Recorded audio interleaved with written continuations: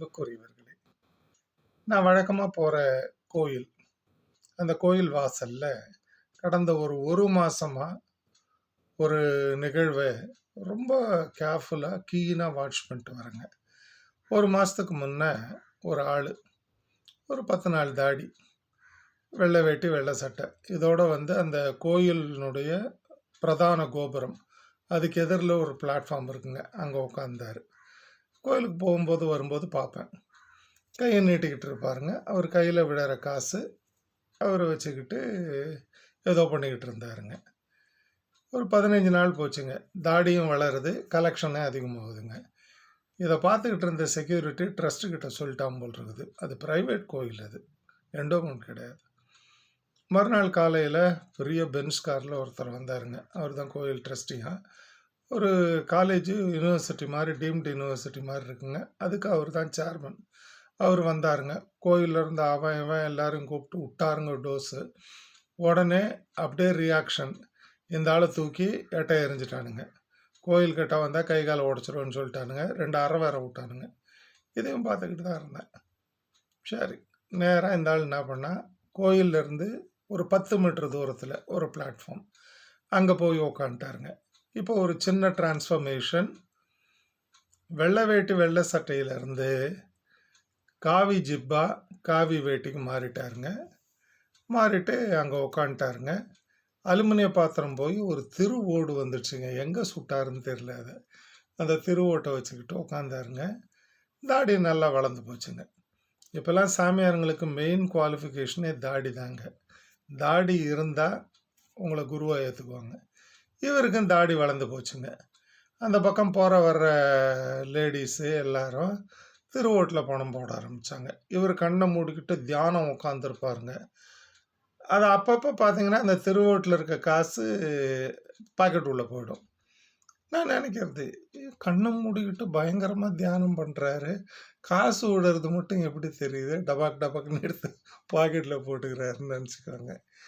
இது தியானத்தினுடைய அழகுங்க. இப்போ ஒரு 2 நாளாக பார்க்குறேங்க, ஒரு சாட்டை ஒன்று கழுத்தில் போட்டிருக்காருங்க. சாட்டை தெரியும் இல்லைங்களா? இந்த தன்னைத்தானே சுற்றி அடிச்சுக்கிட்டு பிச்சை எடுப்பானுங்கல்ல, சினிமாலெலாம் பார்த்துருப்பீங்க. அந்த மாதிரி சாட்டை ஒன்று நீளமாக போட்டிருக்காருங்க.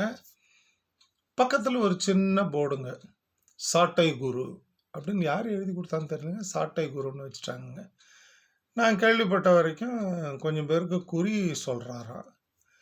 நான் நேற்று போனப்போ ஒரு வணக்கம் போட்டு வச்சுட்டேங்க. நாளைக்கு ஒரு பெரிய சித்தர் பீடமானா நம்மளை ஞாபகத்தில் வச்சுக்கணும் இல்லைங்களா? அதனால் ஒரு வணக்கம் போட்டுட்டேங்க. இப்போ இதை நான் ஏன் சொல்கிறேன்னா, தியானம் அப்படிங்கிறது வேற, இந்த மாதிரி பொழப்புங்கிறது வேற. இதை சொல்லும்போது எனக்கு விவேகானந்தர் சொன்ன ஒரு கதை ஞாபகம் வந்ததுங்க. ஒரு அடர்ந்த காடுங்க. அந்த காட்டில் 3 ரிஷிகள், முற்றும் துறந்த முனிவர்கள். 3 பேரும் கண்ணை மூடிக்கிட்டு உட்காந்து பயங்கரமாக தியானம் பண்ணுறாங்க. கண்ணை திறக்கலை, இறைவன் பேரையே சொல்லிக்கிட்டு இருக்காங்க. ஒரு நாள் இந்த முதல் ரிஷின்னு இருக்கார் இல்லைங்களா, சாமியார், அவர் வாயை திறந்து, இந்த பக்கமாக ஒரு கருப்பு குதிரை போன மாதிரி இருந்தது. அதோட வாயை முடிக்கிட்டாருங்க. தியானம் போய்கிட்டு இருக்குது. No reply from the other 2 rishis. 6 மாதம் போச்சுங்க.